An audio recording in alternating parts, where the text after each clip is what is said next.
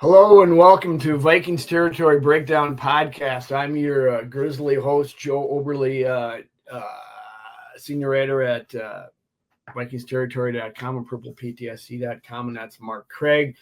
He's the NFL Insider Vikings writer, Hall of Fame voter from the Star Tribune and StarTribune.com. And the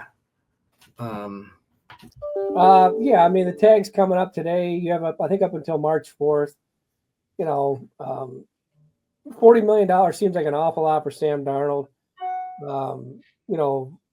It seems like it's too much, but for me, the way I put it, because we don't know. We're not Rob Brzezinski. We don't know how this could all work out. But what I will say is, if tagging him means that you are not at your best on the offensive and defensive lines going into this season, if you don't have enough money to do him and make yourself more powerful in the trenches, then don't tag him. If you can do both, and maybe like his tag his contract for last year was $10 million.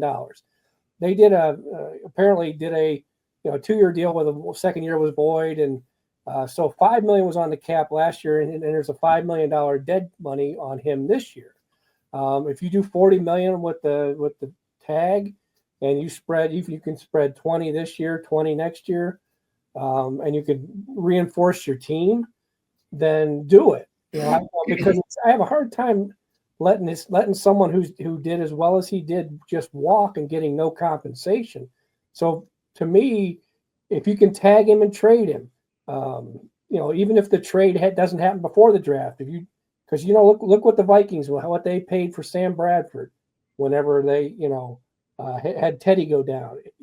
Just to have him walk away when there's so much value on him, it seems hard to do. But also I would not get involved in long-term, money with him. You said tag him and trade him possibly. They almost have to have a ready and willing participant, trade partner in that before they make that decision. And if they do, is that collusion or what? Well, no, they go to the combine and, agents talk and everything.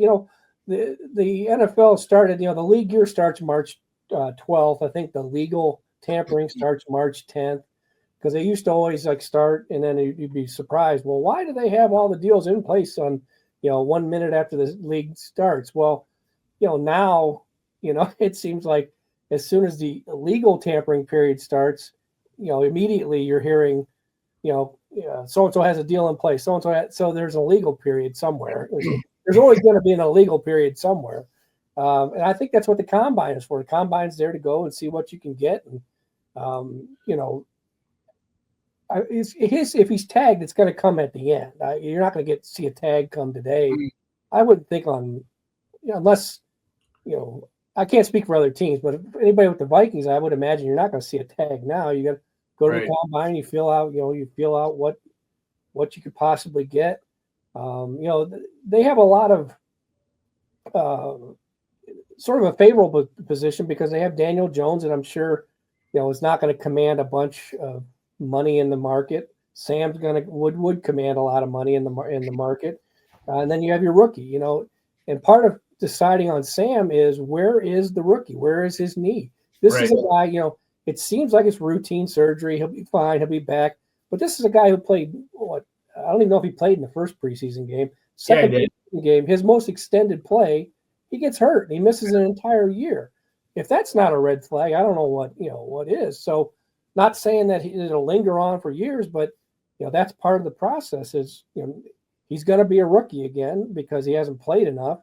And he's got an injury, and Sam's got all this value. So, I just have a hard time just letting him walk. But also, I have a hard time, taking away from all these other spots, because we're going to talk about the fact that they were the oldest team in the league again, and they got a lot of holes, and they did a lot of really good job plugging with 1-year deals last year. Well, you got to have enough money to do that, and that's probably more of a priority than Sam for me, but it'd be kind of nice if we could do both and tag and trade, it works.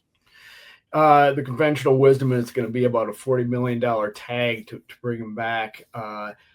It was Interesting. Well, I'll hold that a second. But I saw this morning that Kevin Seifert reported that Kevin O'Connell said that Sam has deserved to become a free agent. Probably has not had that opportunity too much, or at least he's had this season and deserves to go out and see what he can get on the market. That kind of leans towards the fact that they're not going to tag him. You make a great point about spreading this off across a couple of years. I didn't realize that 5 million of his 10 million was it's on the cap this year already. That's according to overthecap.com and other reports. Ben Gessling in our paper, that 5 million was on last year's cap, and then 5 million this year. And there's all kinds of things that they can do.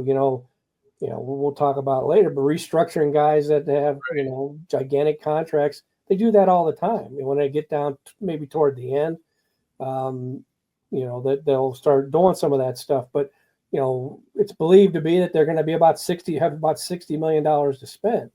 And if 40 of it goes to Sam, and you need some help on the offensive line, you need some help on the defensive line, you need to pay Byron Murphy, do all this stuff. It goes fast, Joe, just like us, just like in life, when we're going out, we're playing golf and stuff. That 60 million goes pretty quick, Joe.